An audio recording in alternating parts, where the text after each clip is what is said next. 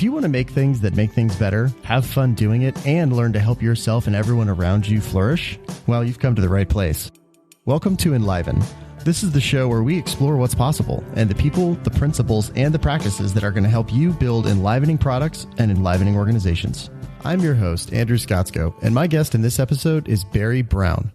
Barry has been engaged in the field of individual and team transformation for the past 30 years and got his 10,000 hours in listening deeply to leaders across all situations. Whether that's in the boardroom or snowboarding on the mountain, Barry is always building environments to train leaders in the qualities, the traits, and the behaviors that trust and performance require. Existing in the space between the scientific and the spiritual, Barry is a longtime advisor to many leaders and entrepreneurs in the world of technology.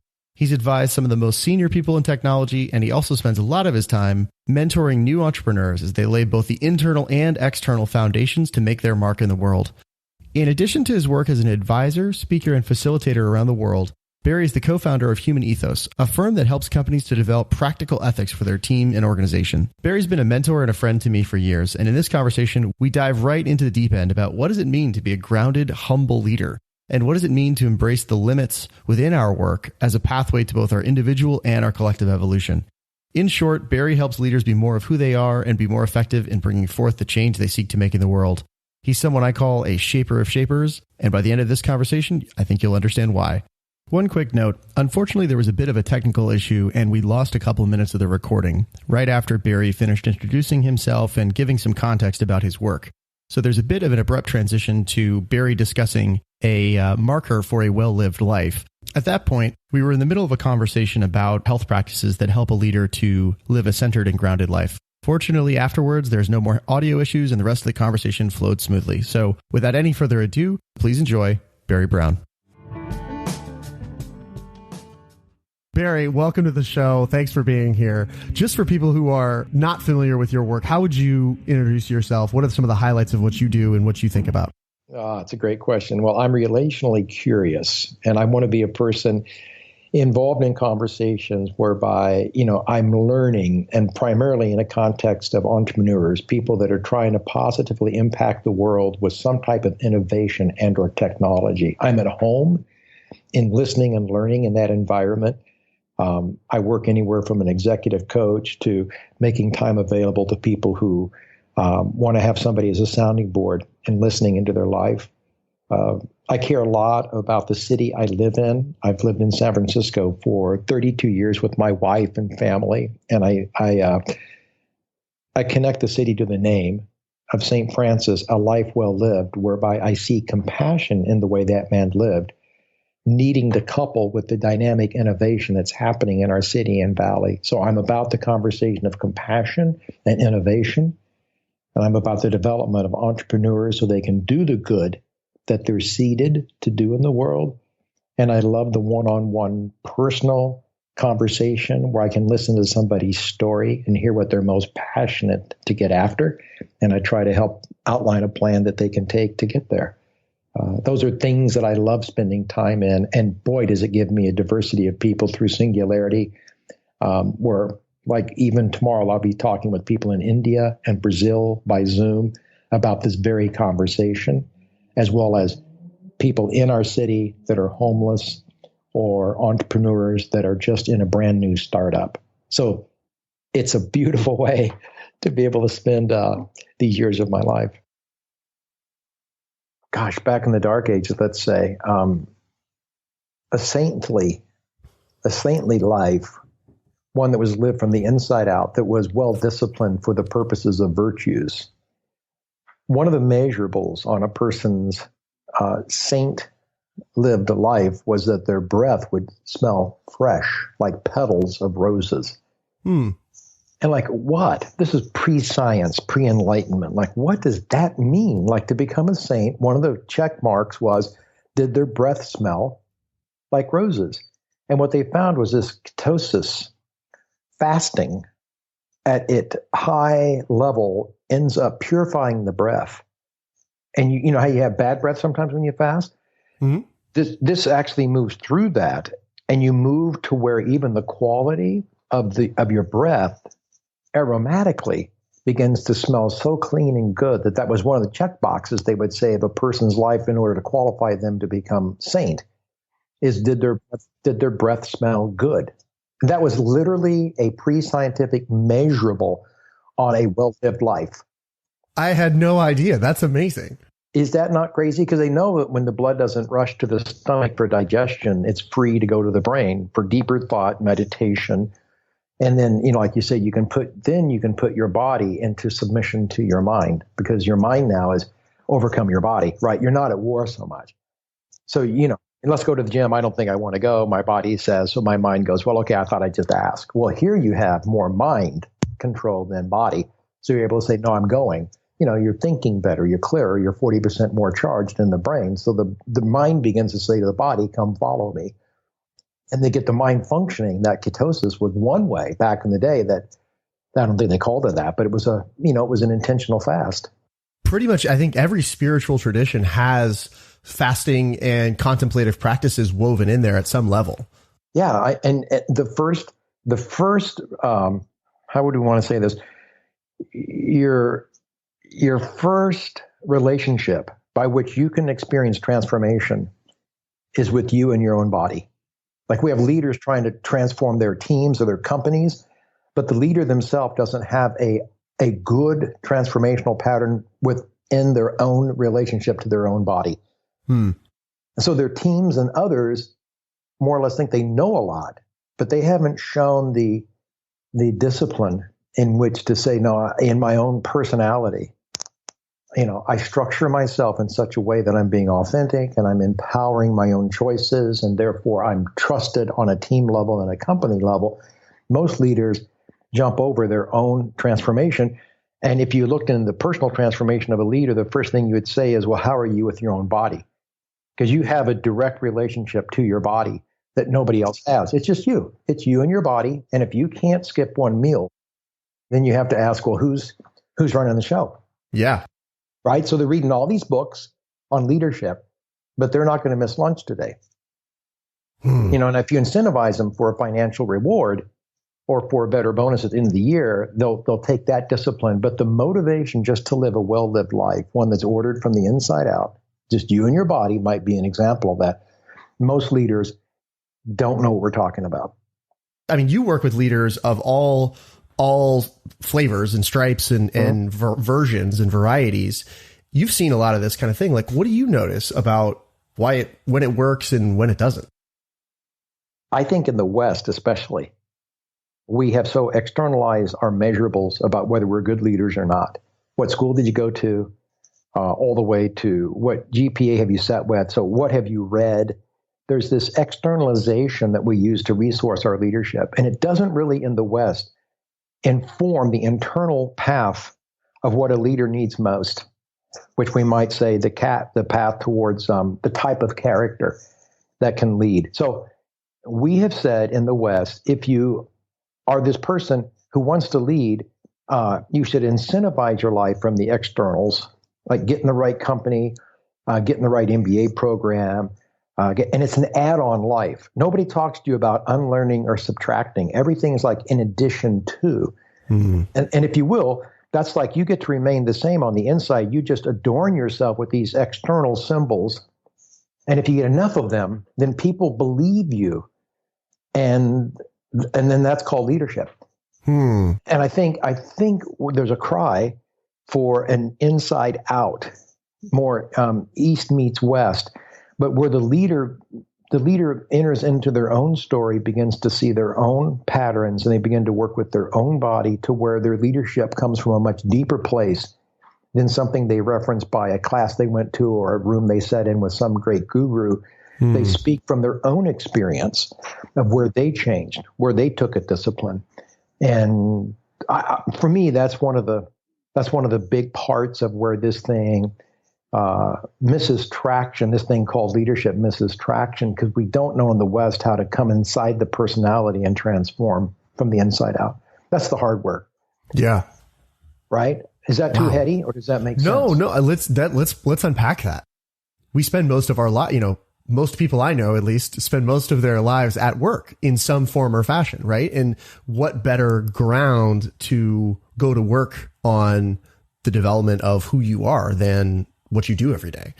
Absolutely. Because when you go to work every day, when you go to your craft, when you go to do that which you do in the world, you are becoming someone. And what I think we failed to do is to make those dots connect. We tend to think what I do doesn't really affect my being. I'm going to take my being to the gym. I'm going to take my being to bed and rest at night. I'm going to take my being to the food that I eat. But when I go to work, I'm just a big doer. And I think what we've got to do is take this work life and really directly tie it into the being life, because what I am doing at work for those 60, 70 hours a week has more to do with shaping who I am and how I am being. But companies don't pay me for that recognition. But that is exactly what's going on, is in the divorce of what we do and how we're being.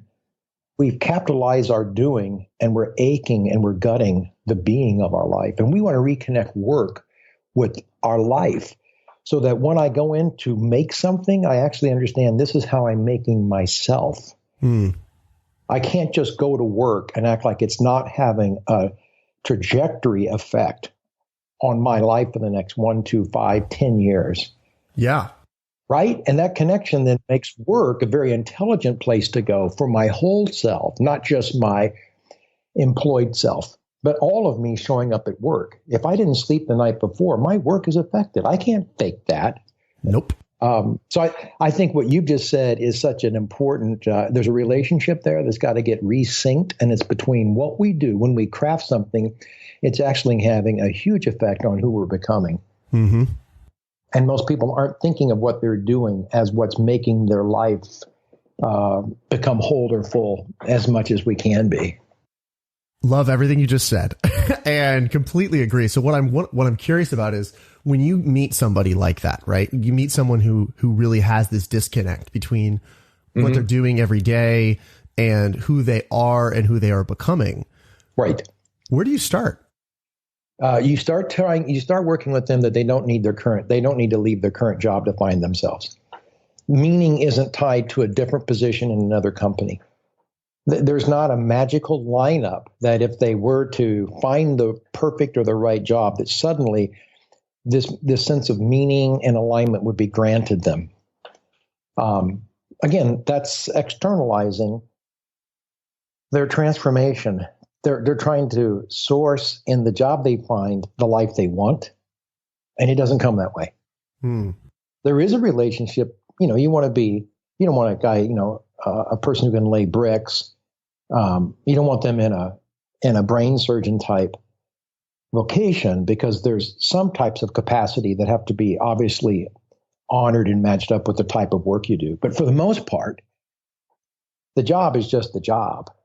And I think we've got to help people understand that the traction for who they're becoming and the person they want to be can be done in the job they have currently. So first thing I have to do is kind of talk people out of thinking that there's a magic out there, and they want to pump the job they've got because they want to go find that alignment given to them in another job. I mean, no, it starts where you are with what you're doing. Start where you are with what you've got. Right. Start where you are with what you've got. But that's one of the hardest things to start to do. But that's what you bite down. When you go to the gym, you take the body you've got. You don't go to the gym to have perfect bodies and go, if I went to that gym, I'd get one of those bodies. No, you take the body you've got and you go to almost any garage and you can start working on it. Mm-hmm. And I feel like we've got to be able to give people that opportunity to see that where they are is where this journey starts for them. So pause. So I would say that's one. And it's almost like a negative way to lead. It's like, don't go do the magical thing. Start with where you're at. So that's one that I kind of listen to. And it usually takes 1 or 2 or 3 sessions for people to start to buy into that, because they've convinced themselves that everything's against them. Where they currently are, the boss, the situation, the team, it's too boring. They're not motivated enough. And all that could be true. But see, none of that is dealing with them. Right? Yeah. Dealing with their surroundings. So everything now is the cause why they can't be this person crafting their own life. And they've got to get out of that mindset. So you said it takes, usually 1 to 3 sessions until someone can kind of get through that block. What I really hear in that is until someone accepts responsibility for how they show up, where they show up, and the way they show up there, then until that happens, we've got nothing to do here. You know, it's That's all right. Just going to be looking outside for some answer. So, but how do you get people over that hurdle? Because that could be a big leap for some people. Yeah, no, you got it. It's a good question. But you're listening for a person who's actually really beginning to dial into their own, what we might say, their own transformation. And you're looking for that willingness of a person who's ready now to do some exercise or do some of their own work internally. And it usually takes 1 or 2 or 3 sessions just to let the delusionment of finding the right job to filter out of their mind so that they're properly prepared to say, okay, then what can I learn where I'm at?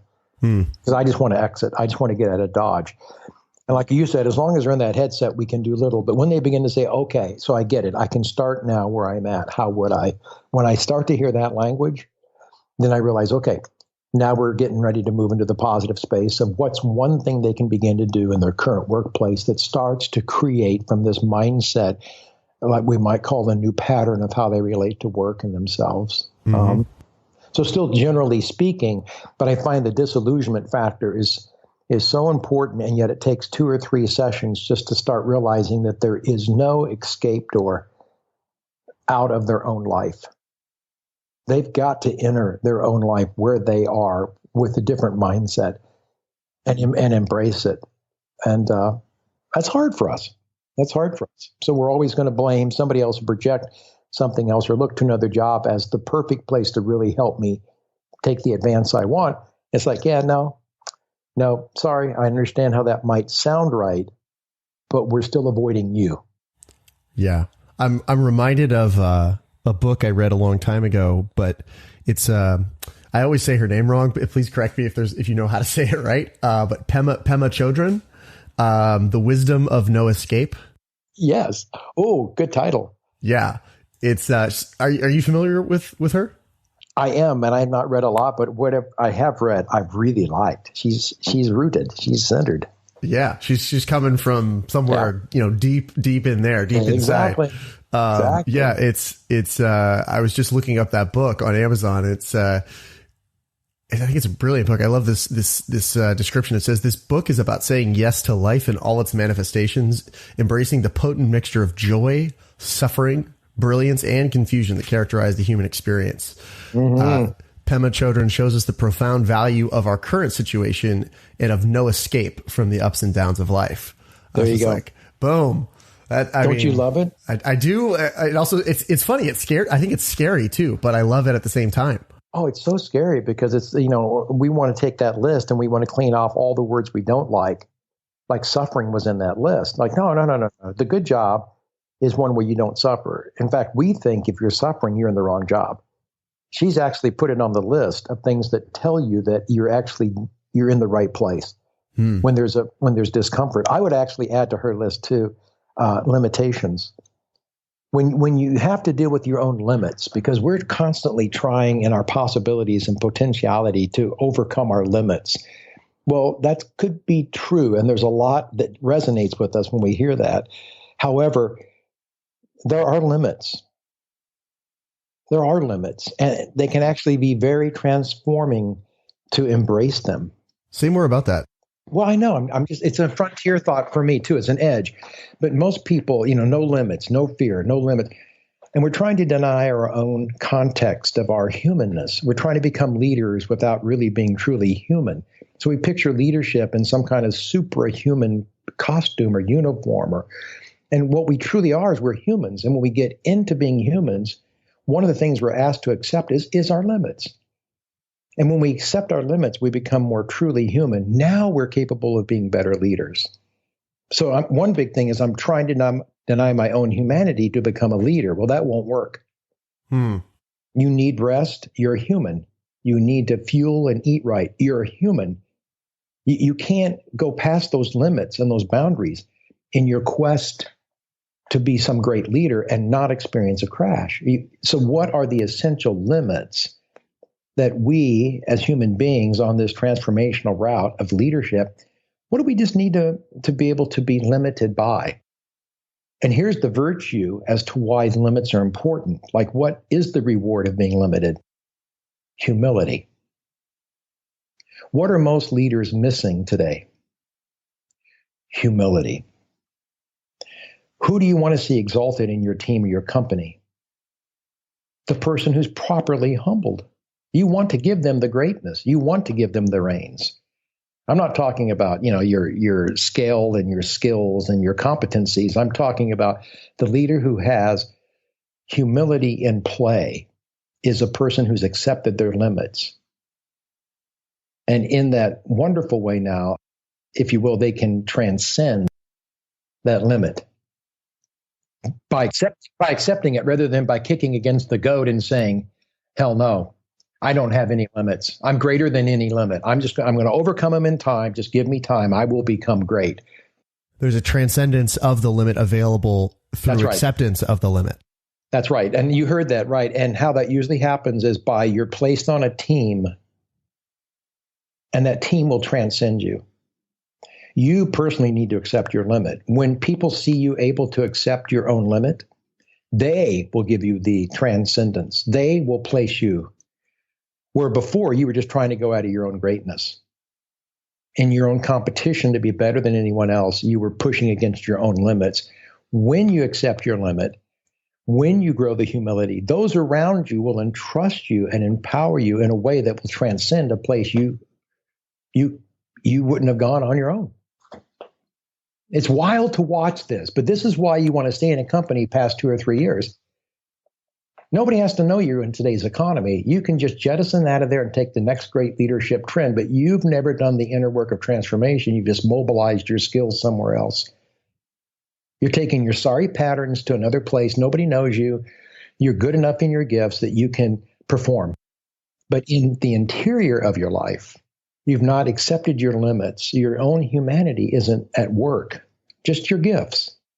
And companies will hire you for your gifts. But after about 8 or 10 or 14 years, you just feel like some transactional piece of gift. And what you really desire is to be a person in full operation of your life.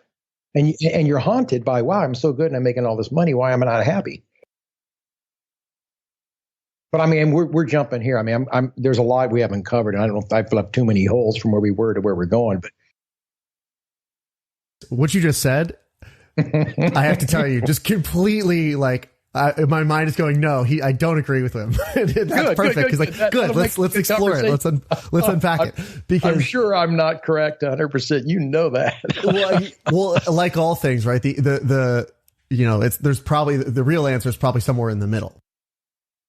All the things that I've learned and internalized and believed around, growth mindset and the ability for, one of the things I believe is that, humans are sort of born adaptation machines. It's like if we have a superpower as humans, I think it's the ability to grow, learn, and adapt, right? And the fact that people do have strengths, they do have interests that can be developed into real strengths and real mastery. So on the one hand, there's that. And then on the other hand, there's what Barry just said, which is, you have to accept your limits to transcend them. And so I'm just, tell me a little bit more about how those coexist. Yeah. Gosh, way to put it in such a good frame in is that you said it, but we got to say it again. What you just said so well, when two things don't complement each other, that's the proper tension for a new creative thought. Right. And so and I just love that you said that, because instead of canceling one for the other, which I'm not going to do an argument for one side, you want to hold both of them in a tension where a third thing pops forward, right? So what I'm saying in that framework is that the West in its leadership mode has moved to mastery of strengths, growth and adaptation, and they have become dualistic. They have canceled out the other side, which is, well, what do I do with my limits? And what I'm saying is, when you start to cancel, what do you do with your limits? You start to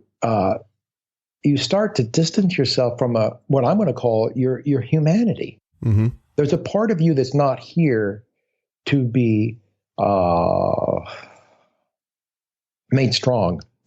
There's a part of you here that is granted to you, as we might call the East and different people refer to it as shadow. Mm-hmm. Okay. And when you embrace the shadow, when you realize you have one, you actually don't then become aware of how to get rid of it. You become aware of how to use it, how it enlightens your leadership, how it makes you a whole person. I use the word, it offers you a path of humility. Mm-hmm. And we need that in our leadership. That's actually a virtue to a good, strong leader. Now, take that leader and don't let them understand their limit and just say to them, hey, humility is going to be an important thing in your leadership. I want you to master it. And they go over to what is the other side of our conversation and they go, well, I got to grow, learn, and adapt humility. And they don't have any tools to because they're trying to treat it as it comes by way of strength. Mm-hmm. Right? So they never have to grow humble because it's not acquired by that. I'm calling that, let's just call that the right hand, where you grow, learn, and adapt, and you take a strength into mastery. Mm-hmm. Right? So you don't learn humility by the right hand. How do you learn humility? You learn humility by going with the left hand. That is, I have a limit, and that limit blesses me. That limit I thought was my curse. That limit I thought was holding me back. That limit was keeping me. Darn it, I've got that weakness. Darn it, don't show anybody that part of me. Darn it, I'll get better at that. I just don't want to. Well, instead of trying to hide it, improve it, control it, fix it, change it, which is what the right hand does so well into mastery, you actually are asked to live with something that's unfinished. It's not grand about you. Mm-hmm. Now, if you will embrace that, that will give a leader vulnerability. That will give the leader a doorway into some humbleness. That only can give the leader an interdependence on a team member. Because other than that, the leader can go over to the right-hand side and say, well, you know what? I'll learn to outperform that weakness and no one will ever need to see it. Mm-hmm. And I'm saying, now, that I don't think that would be the kind of fulfillment that you want in your own life. So does that make enough sense? I've talked for a while, but does that, not that that convinced you, but are you seeing why those two need each other?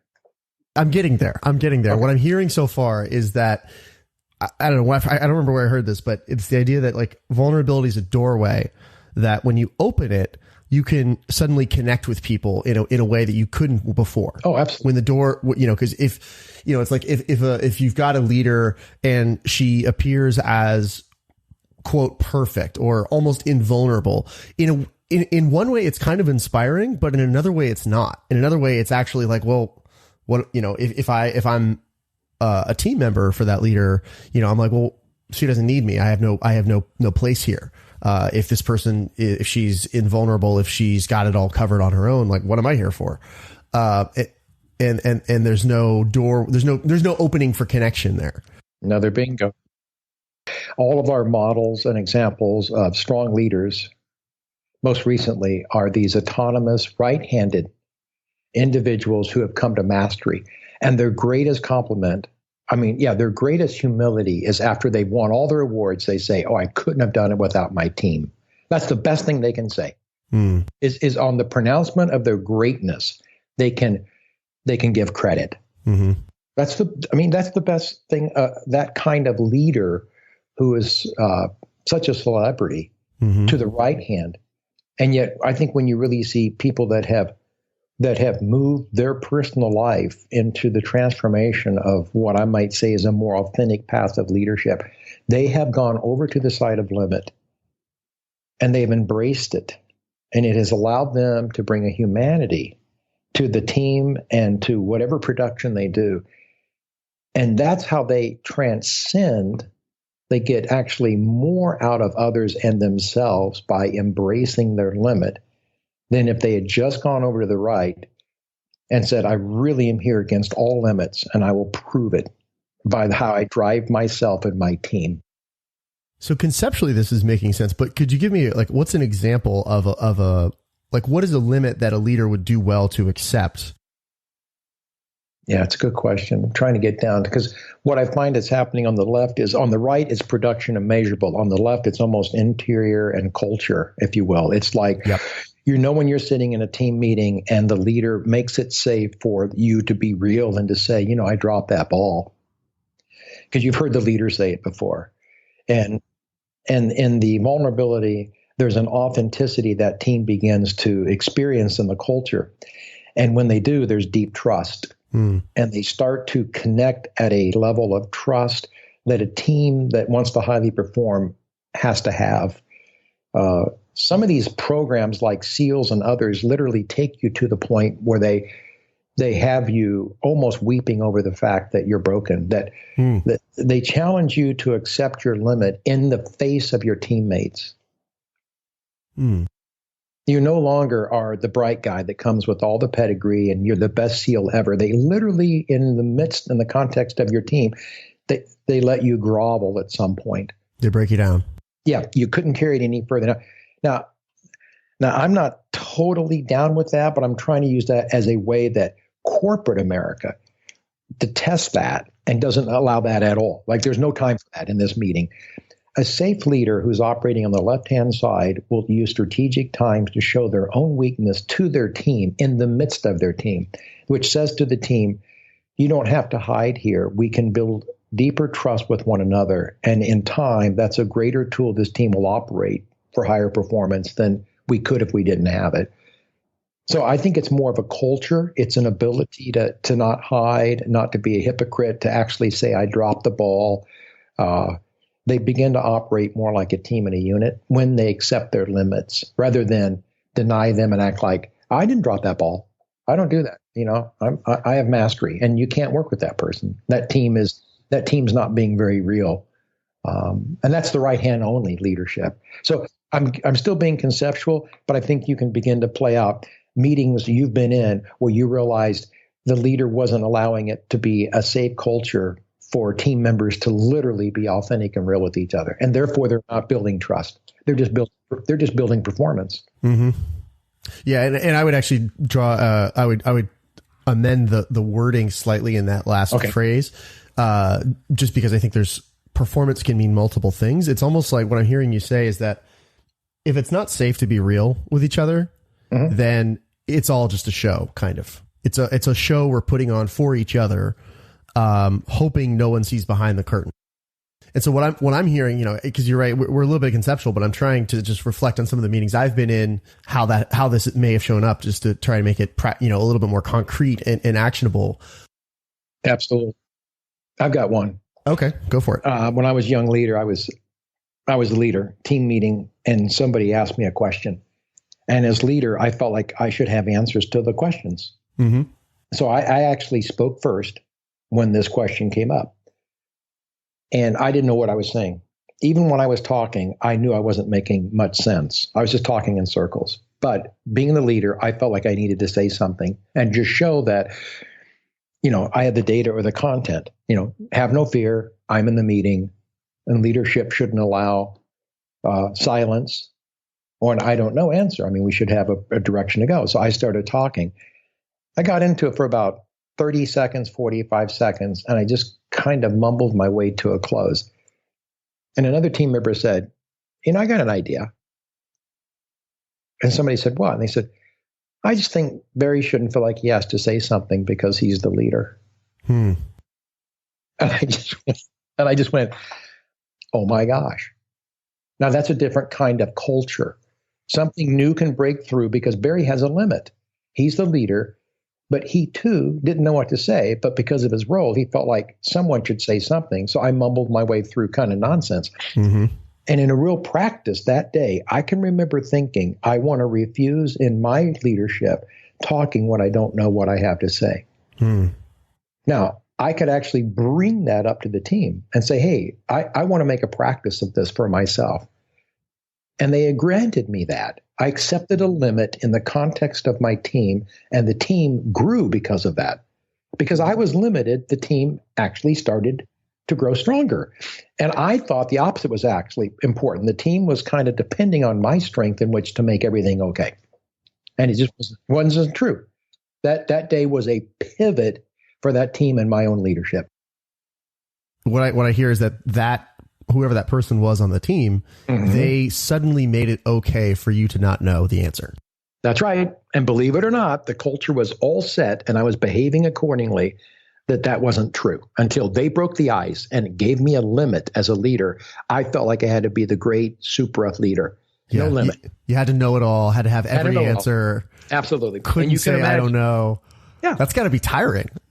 Oh, can you imagine the burden and the anxiety and therefore the hypocrisy? And then think of the people that aren't getting a chance that actually had the answer to speak up. So they're being dwarfed.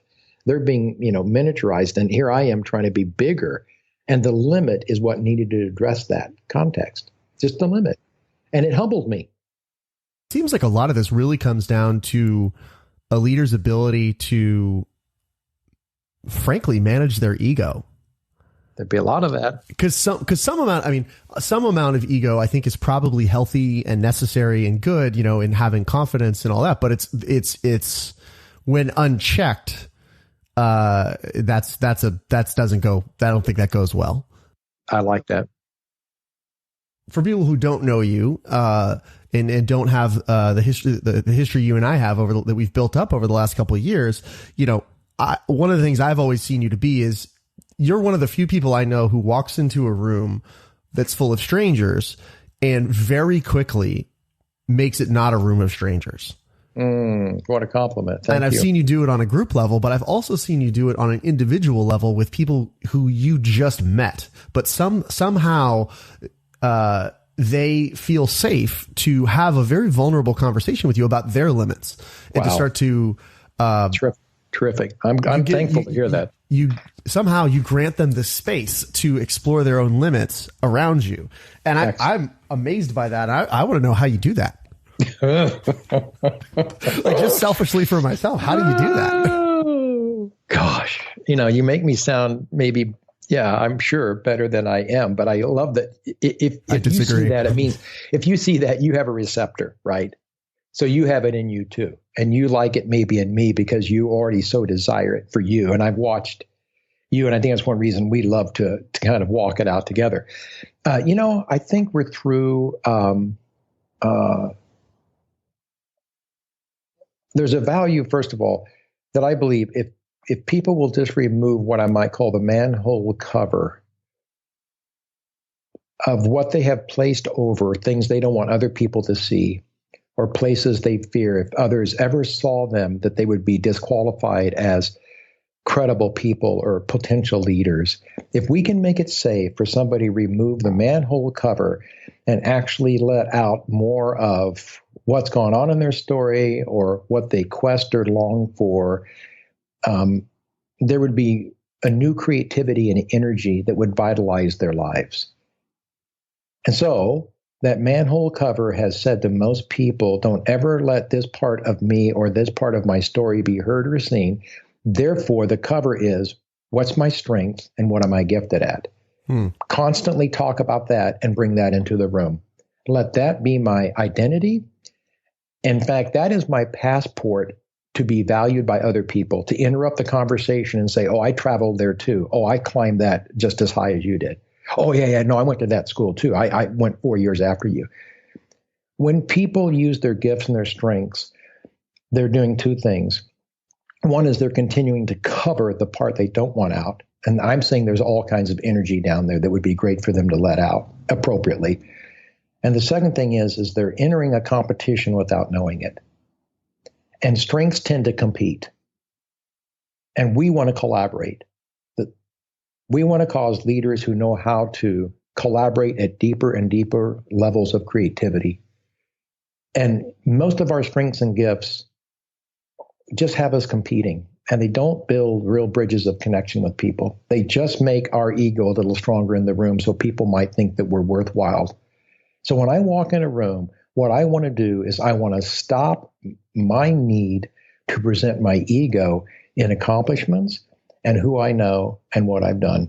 And I want to open up a space appropriately, not super deep, like it's not, you don't walk to the deep end of the pool and dive in, but you want to start wading in at appropriate levels of something other than what I'm really good at.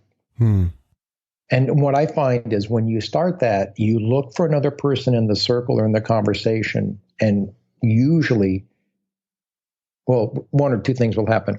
Somebody else will meet you that same depth, and now you're off to a good conversation.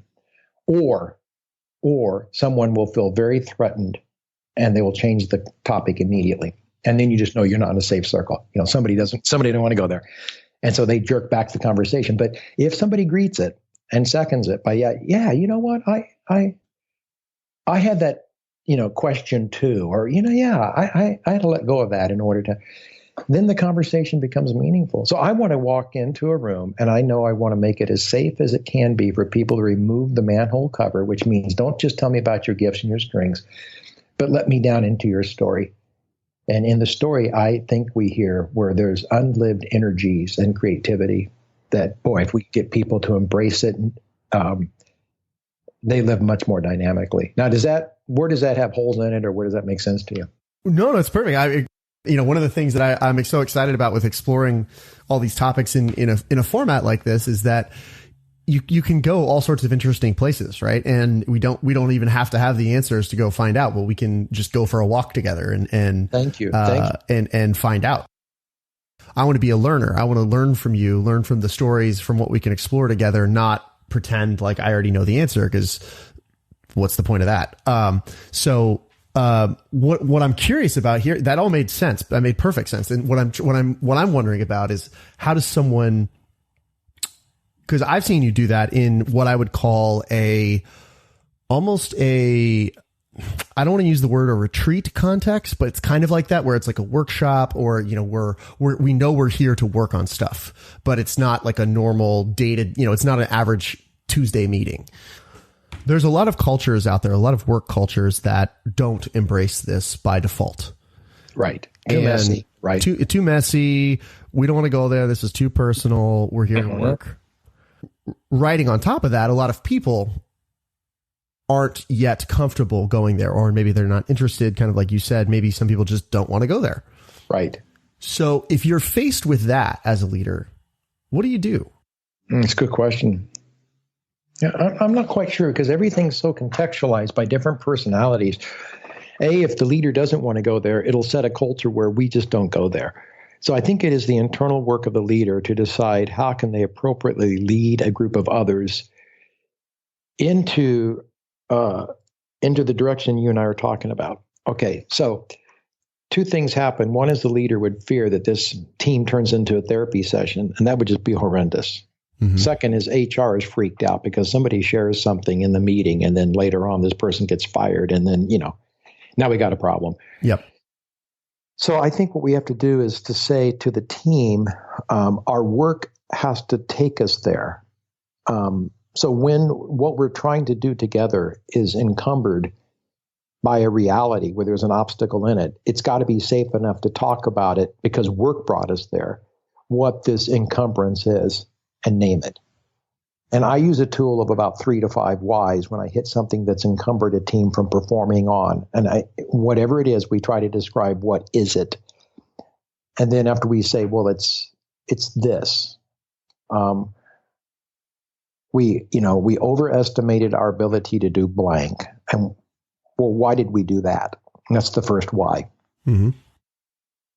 And so then maybe the truth can be told. Well, we felt pressure to come up with a bigger number than we thought we could actually perform, but we really weren't given any options.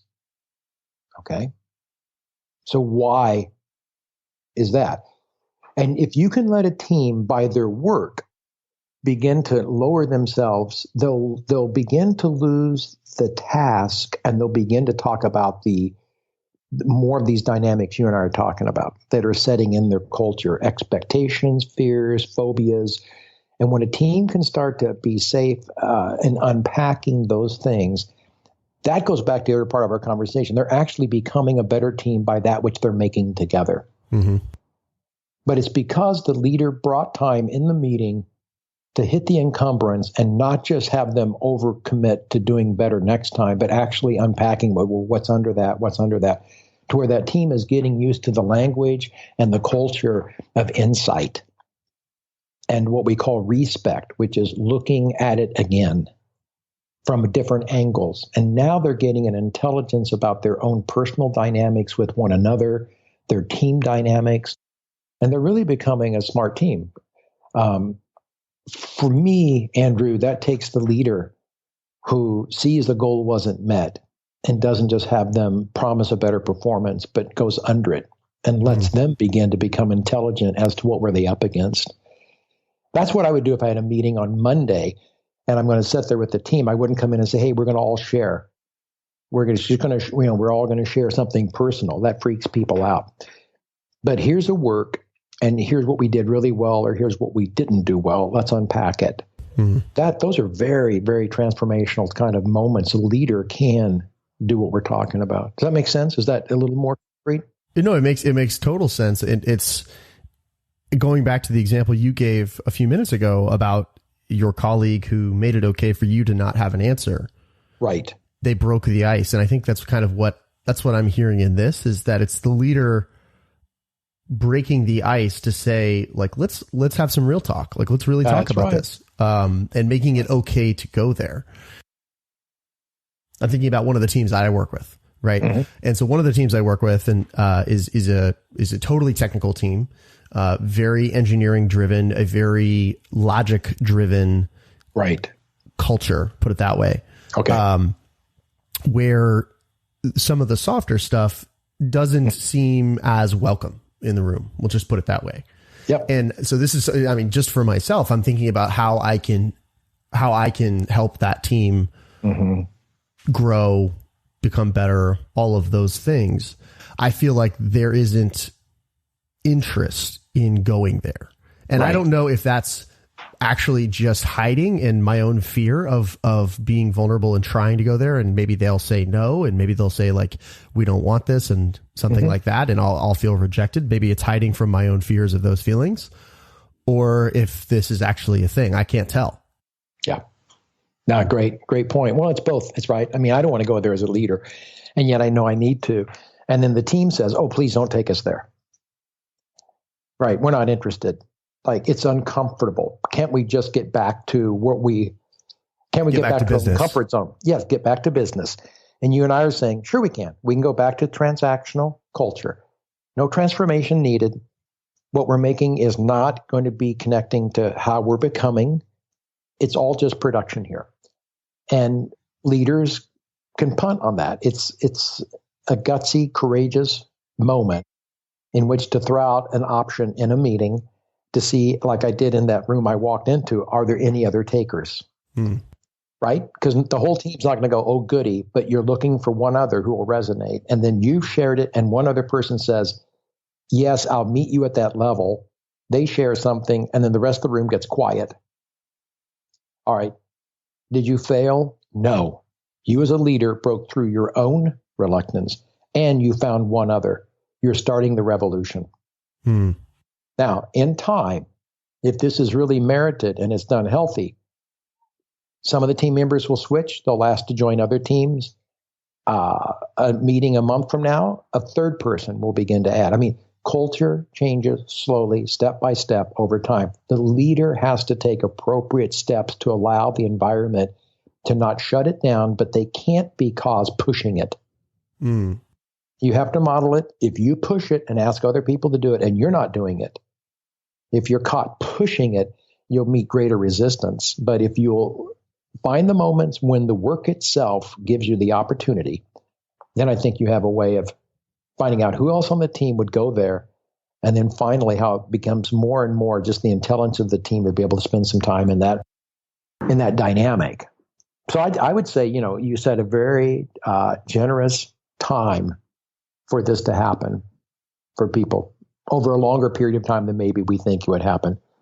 Again, this isn't one of those measurables that you can get it done by this quarter, but you can start and watch it grow.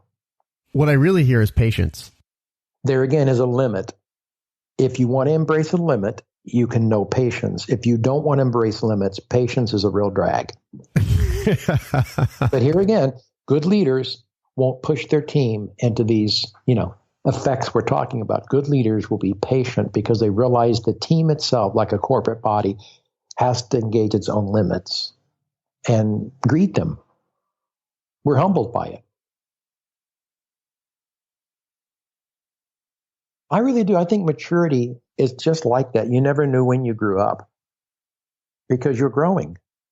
And I think that's a patient way to understand how we transform. We don't all of a sudden slam into a new maturity level. We grow slowly and steadily. That's good leadership. It's just to know what to water, what to pay attention to. But primarily what I want to say is come back to a person who's listening to us and say, whatever work you're in, there is an opportunity in that work to engage in this conversation without making this conversation your work. Like, overwhelm your work with, all of a sudden, a therapy session. I know we're not going that direction. When we're at work, we do have a job, right? And it's not a therapy session. And we can use the work itself as a vehicle for transformation if people are willing to go there bit by bit, to grow bit by bit, to, if you try to go from a 1 to a 10 right now, it's going to break. But if you go from a 1 to a 1.2 and then in a couple weeks to a 1.6 and so on, it'll go there. And over that course, over that process, some people will self-select. Some people just won't be willing or interested, and that's fine. And they'll opt out in some shape or form. And I think you said to me one time, you raise the flag, you raise the flag and you see who gathers at the base.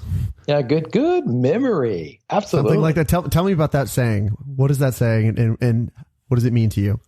What it means to me is that the saying is you raise a flag and see who gathers at the pole. And it's a way of not needing to start a whole nother organization or a whole big something. You just raise an awareness and you see who else responds to it. And now you've started that conversation with that person. You find the others. Yeah. So in a meeting, you just raise this as a flag and only one person comes to the pole. That's what I was saying earlier. Well, great. Now there's two of you. All right. So you don't condemn people that didn't come to the pole. You just notice who comes. If you walk into a meeting and somebody knows what you do, and instead of presenting your title, you just describe what you do, a whole different dynamic. It's really interesting. You didn't just gather people around the prominence of your position in the hierarchy. You actually began a conversation about what matters most that you get to do. That's a different kind of conversation. And you'll see who responds to that. Mm-hmm. And who's like, can't we just go back to saying I'm an architect? Mm-hmm. Right? So you raise a flag. You do something intentional that's more playful than it is, not judgmental at all. It's just playful. And then you see who responds. And when they respond, you begin to realize there's a dynamic in the room, like you said, that can gradually deepen if we're not caught pushing or carrying an agenda. Hey, on the other extreme, I'd say real quick, if you open up a meeting and you raise a flag and it's more on this emotional intelligence side or it's more on this side, and you know what? One fear is you have a team member who will take that and they will overshare. Mm-hmm. See, that's where your leadership has to be willing to boundary them.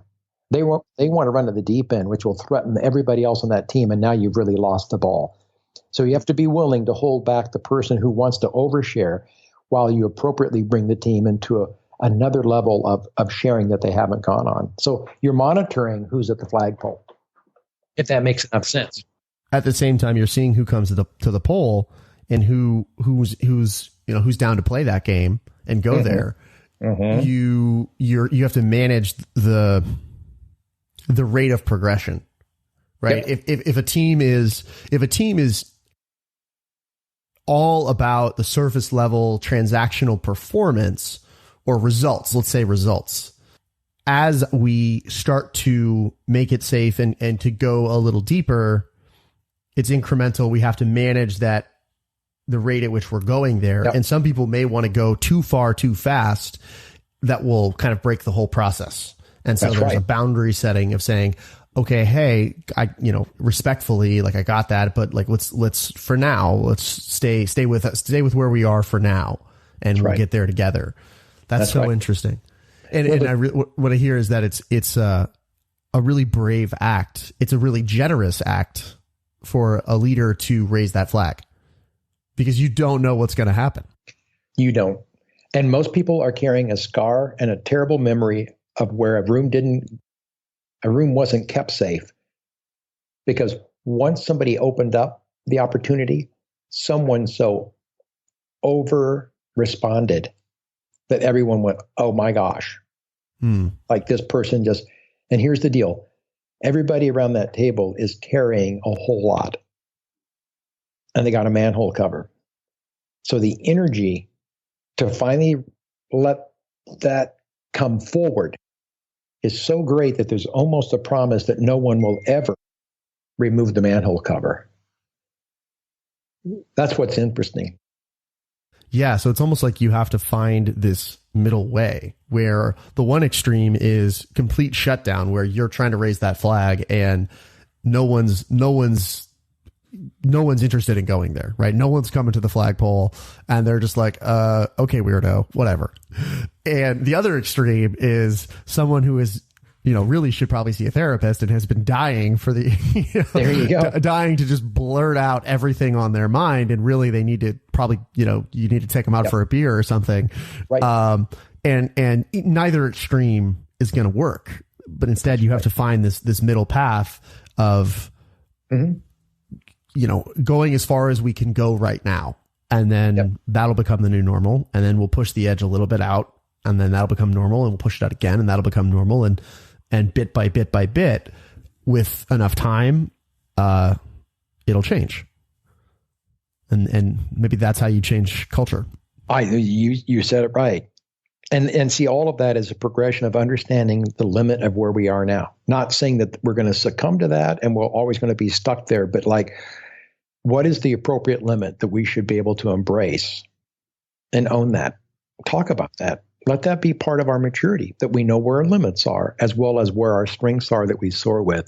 To be able to have a conversation, to raise a flag on any one of those topics would help a team develop.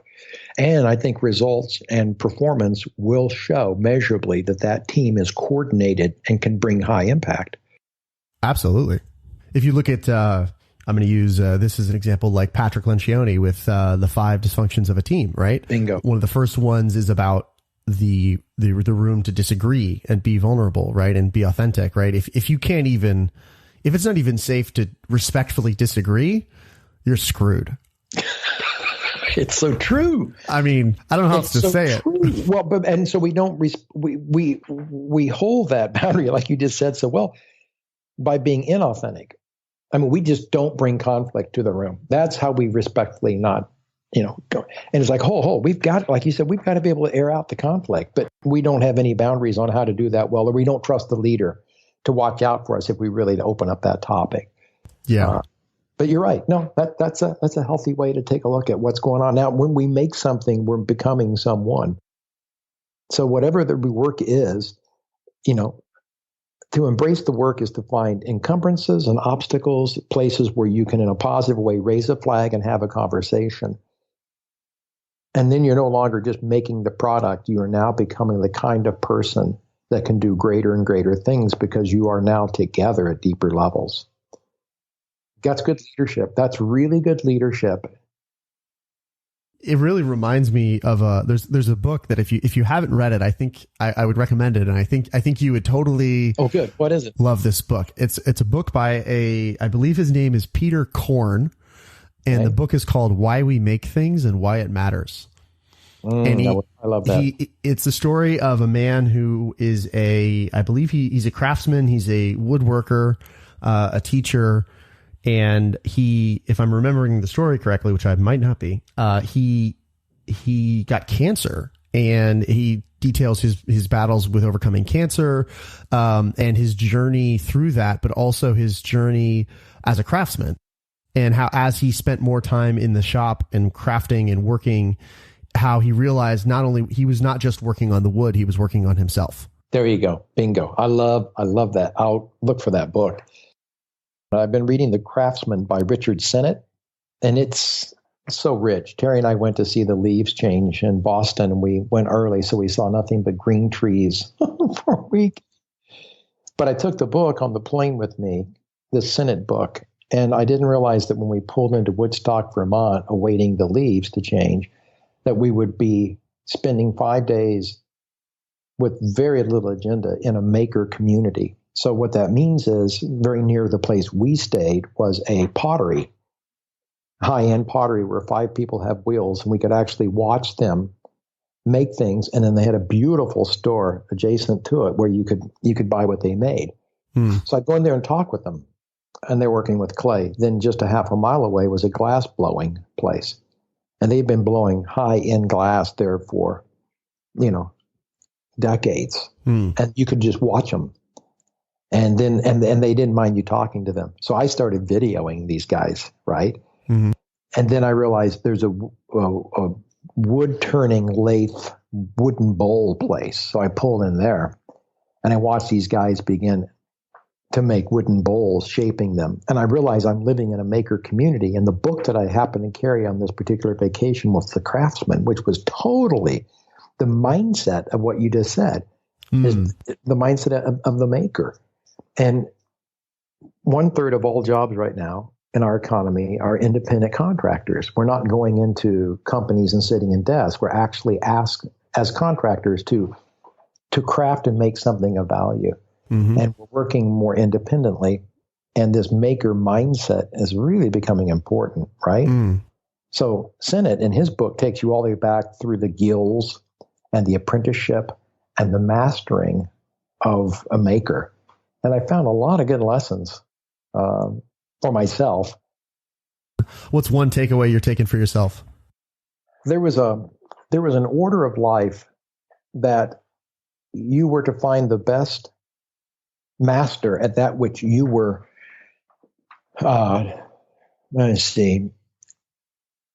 either born into or you wanted to know more about. That appetite, that capacity that you had needed to be coupled with a master. So you just didn't take the passion of your heart or the great mission statement of your grand purpose and swing yourself into it as an entrepreneur. You literally found it, and then the first thing you did is you went and became someone's apprentice.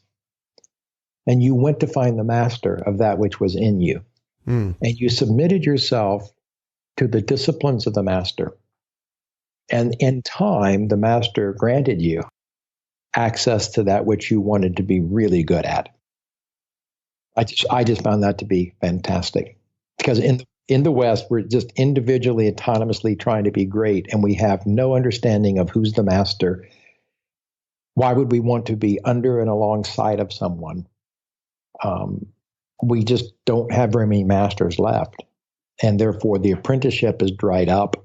So I took it from the book. I really liked how Sennett played with that. I love that. The idea of a craftsman mind. Have you read the book So Good They Can't Ignore You by Cal Newport? No, So Good They Can't Ignore You. Yeah. So this is my favorite career book ever. It's the book that I revisit every time I'm frustrated or curious or just what the hell am I supposed to be doing with my career? All this stuff. And one of the central themes, I mean, this book is so good. It's on like my must read list for every adult. One of the central themes to that book is a craftsman mindset, right? Is the idea of getting so good they can't ignore you. And the only way you do that is to approach your work, whatever your work is, as a craftsman. How do you think this mindset applies to more being a manager, for example? How does someone bring a craftsman mindset or a maker mindset to being a manager in a corporation? Gosh, that's a great question.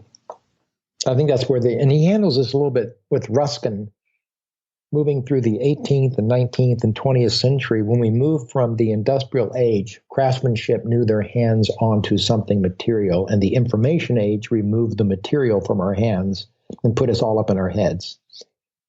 And it disrupted the way that managers understand that they're crafting something. So managers are trying to craft information, and that doesn't feel very materialized, right? Mm-hmm. And I think before that, what was so well known was that the apprentice and the master worked on a material such that there was discipline and apprenticeship and mastery in having something material. So the new manager walks in and doesn't see material. They just see people and software. And I think that a new kind of leader that has to have intelligence about the craft we're doing is actually the team and the persons that we're forming. I think most managers I talk to are talking about the people they work with rather than, making a violin or blowing glass, and how to do that better than ever. The new kind of manager is seeing what they're shaping and forming as the actual person and team that they're trying to lead or serve. Mm-hmm. And I think that's why we have so many books out here on, how do we do that? How do we shape and form others? I know my focus has grown a lot in those last 2 or 3 years about shaping the shapers. So software in this area and some hardware, but it's shaping the world. It's making a new kind of future. The products that we're making are shaping the world. Well, who's making those products? And that's the shapers. Mm-hmm. And who's shaping the shapers who are shaping the world?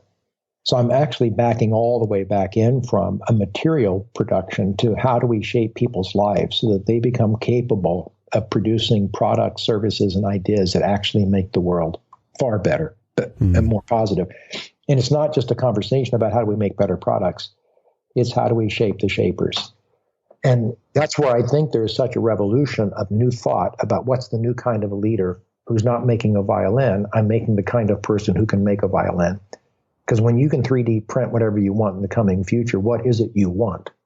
The possibilities of production are endless now. The new question is not what can you produce, it's what kind of person can be trusted, if you will, to handle the infinity now of ideas and services that are possible. So we've got to shape the shapers. And you and I were talking about that in our conversation today. Like what gets a person ready for that kind of economy and that kind of leadership? It's reminding me of something. So you and I have history from our history began at Singularity U, and right. up in the Valley. And I remember one of the things that, it was a wild time. That summer, the summer, which turned into 10 months that I spent there, was a very, very intense period of time. One of the random things that has stuck with me from that time, and I don't remember exactly where this came out, is probably a blend of you and David and Peter and who knows who else. But one of the ideas that stuck with me is that, if you look at what it takes, like, what is the world of business run on ultimately, right? Like, what are the means of production? You've got the means of production, you've got capital, and you've got talent, right? The means of production, as you just alluded to, are changing dramatically, rapidly. Look at 3D printing, look at it goes on and on and on. Capital has never been more abundant. There's more money looking for a home than ever before, period. So what we're left with is the scarcest resource is people and leaders who are willing and able to create that kind of world, who are willing to use the capital and the means of production that are now so available to create things to not only make better things, but to make things better. Yeah, it's a great way to say it. And I find that it's always mattered.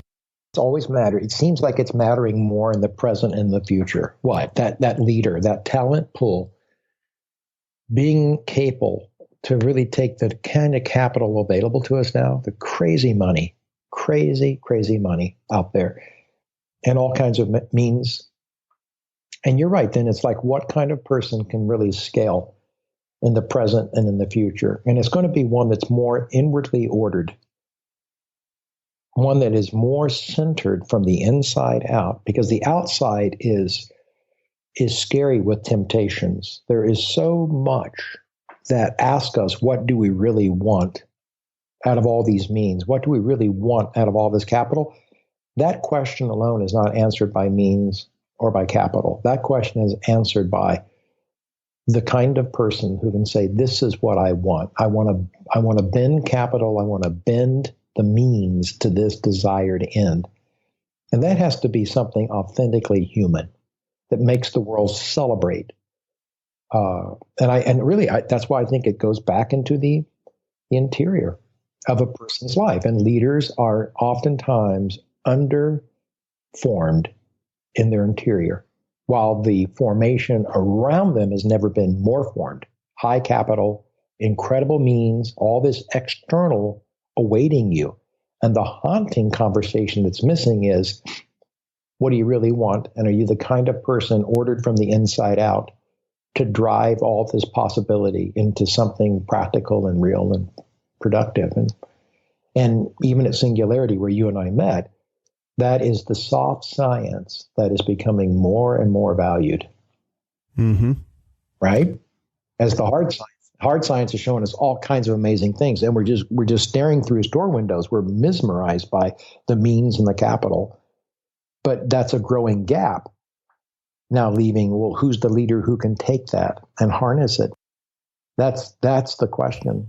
And that's what was so fun to talk with you about, Andrew, because your mind got around that quickly.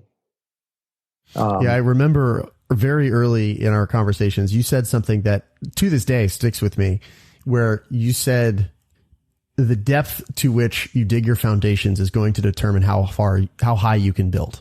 Yeah. Good metaphor.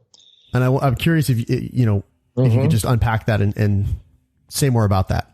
I've been playing inside that thought for a while because I believe it. I don't know if I can define it well enough, but what's been playful for me is I've found that by watching the people that have made the most impact out in the world, they will tell you of a very clear focus in their life of going inward. So the people that have gone the furthest out have actually done so by learning how to go in. So it became real for me to think that your inner work will set the trajectory for your outer extents and performance. And fear the leader who's only going out and has no interior. And the person who's only moving into the interior of their life and is not really bringing impact out in the world, well, that's just navel gazing. So the monk and the meditative and the contemplative talks about the interior life, but are they getting anything done outside of their monastery? Whereas the worker and the producer, and oftentimes the leader, is so externally involved in impact that they're dry on the inside. So you and I were talking about obviously bringing those two together in the way that they feed each other. At one of the earlier Singularity commencement times for the GSP program, Larry Brilliant was asked to come, and Peter Diamandis interviewed him live.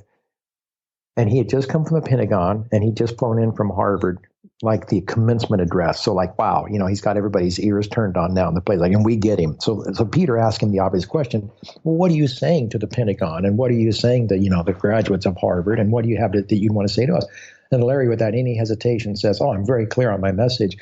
Any leader that sustains their impact over any time has developed a robust interior spiritual life. He just dropped it, just dropped the mic right there, just boom. Because we realized most of what we had done was taken entrepreneurs and help them democratize and digitize and move out into the world. Very little had been done about creating a robust inner spiritual life in this incubator. So here again, so many programs for leaders miss the opportunity to give them a measurable interior traction for their own life. And yet here's Larry Brilliant, who's credited for eradicating smallpox, saying, I've never met a leader who really hung on for the long impact that it takes that didn't have an interior spiritual life, a plan, a traction to be growing it. So that was a part of me that said, yep, you'll go as far out in the world as you're willing to go inside and do the necessary work. And that's what you and I kind of talked about. And then everyone goes, yeah, I totally agree with that. And then what you realize is to go out in the world has a lot of measurable science, hard data. To go interior, we just don't have much leadership in the West about, well, take me inside. What would I do next? How do I develop? How do I transform? So science is slowly taking us there through the brain, but we've got to use other tools than just science, along with science, to go to that interior work. And I think we're grappling with that as a culture and as a group of people. Yeah, this is amazing. And I'm actually going to a conference this weekend that I think speaks to this directly and might be of interest for you. I don't know what your schedule's like, but to check it out. It's called the Transformative Technology Conference. I've heard about it, but what are they going to do? What's got your interest about that? Really, it started for me as a fascination with neuroscience, right? And this idea that what are obviously, at least to me, what are obviously the next frontiers for human development and human wellness, human flourishing is this conversation, right? Like we've got a pretty good sense for a lot of the body stuff right now. Like we have a decent sense for if you want to be fit, if you want to be healthy, do this, do that, don't do this, etc. But we are in the Stone Age when it comes to the mind. And everything the brain and then the mind as a meta entity of the brain and consciousness and spirituality and all of those things, which we know they have some relationship to the brain. We have no idea what that relationship is. What got me interested in this conference was as a place to go explore the fringes of where the external and the internal worlds meet. Ooh, nice way to say it. I think one of the things you and I vibe on is this interface layer, right? We talked about the inner world, the outer world, and the interface between the two. And I think that's really what we're exploring that interface. Well said. In this conversation. And I think one of the really fascinating areas of technology that is, to me, fascinating, I don't know what's there, I don't know what's available, I don't know what's possible yet, is what can technology do as to move that forward, to move forward the development of that interface. Gosh, I love what you just said. Absolutely. If technology is good for anything, it'll help us bring our humanity forward, not to evade it or escape it. Yeah. What does it look like to have technology serve our humanity instead of replace it? Absolutely. And this is the danger zone that has a lot of backlash and reaction, because we got into it by an intrigue of how fast and how far and how efficient. And now we're realizing it's shaping us according to speed and efficiency. And that's not how humans walk. We walk about 3 miles per hour, right? We're in our bodies. And if technology can't come to serve that and enhance our humanity, then it is a threat. And boy, it's just become all about robotics and nano and exponential. And I think the new conversation is, well, what does it have to do with interfacing in our humanity and our flourishing and our wellness? And like what you just said so well, that's why these conferences are popping up all over the place. And it's really interesting to watch. But I think that is a wonderful place to sort of wrap up this conversation. It feels like a natural stopping point and a bookmark for a future conversation for sure, because I feel like we're just getting started in this, larger conversation here. But I guess just sort of as by means of wrapping up, it's always such a pleasure to talk with you. And every time we speak, I feel like I walk away the richer for it, and having learned something, not just on an operational, like tactical level, but usually on like a wisdom level as well. And I'm just so appreciative of that. And good. Oh, thank you. So I guess just in wrapping up, thank you. And is there anything you just is there any final thoughts you want to leave us with? Or asks if how can people support what you're up to if they feel so called? Yeah, no, thanks for that.